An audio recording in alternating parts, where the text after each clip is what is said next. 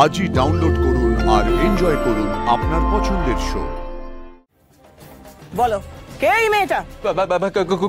কুসুম। রাজা, এই ভাইদা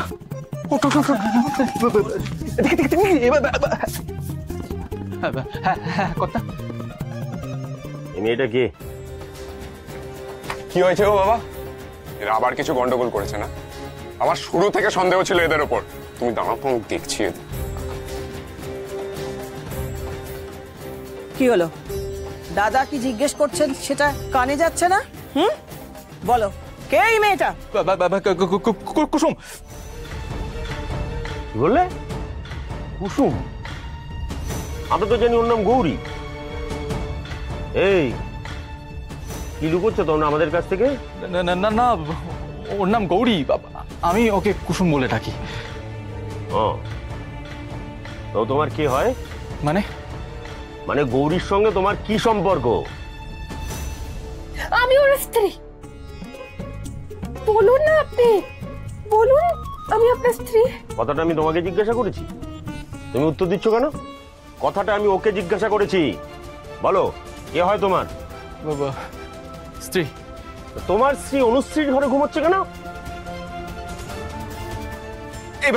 বলছি কি, বৌদি এখানেই শুয়ে পড়বে, আমরা তিনজন সামলে নেবো, কোনো অসুবিধা নেই। দাঁড়াও দাঁড়াও দাঁড়াও, তোমার নাম হ্যাবলা না? তুমি একটা আস্ত গোয়ার। ওরা স্বামী স্ত্রী, ওদের মধ্যে কি কাজ তোমার? হ্যাঁ হ্যাঁ ঠিকই তো, আমাদের মাঝখানে তুই কেন থাকবি রে? আমি কোথায় থাকবো তাহলে?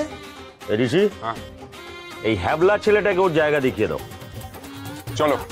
এই বাবা, আমি বলছিলাম কি, আমি এই উনুনের পাশে শুয়ে পড়ি, বেশ ঠান্ডা ঠান্ডা ব্যাপার, গরম গরম লাগবে, বা আমি ওই উঠোনে গিয়ে শুয়ে পড়ি, বেশ ফুরফুরে হাওয়া, তাই না? এই তোমায় যেতে বললাম তো। আমি যাবো না, আমি যাবো না। অনুশ্রী, যাও নিজের ঘরে যাও।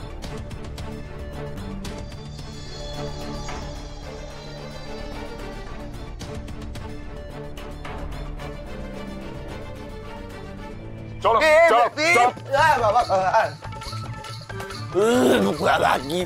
কি বাজে গন্ধ! বড় রাজপুত্র এলেন আমাদের, গোয়াল ঘরে কি রজনীগন্ধা ফুলের গন্ধ ছাড়বে? ও হ্যাঁ হ্যাঁ, ঠিক, তাও তো ঠিক। কি ভালো তোমাদের গোয়াল ঘরটা, কি কি সুন্দর, কত বড়, কি সুন্দর গন্ধ গোবরের, খুব ভালো খুব ভালো। এবার আমি যাই। যাচ্ছ কোথায়?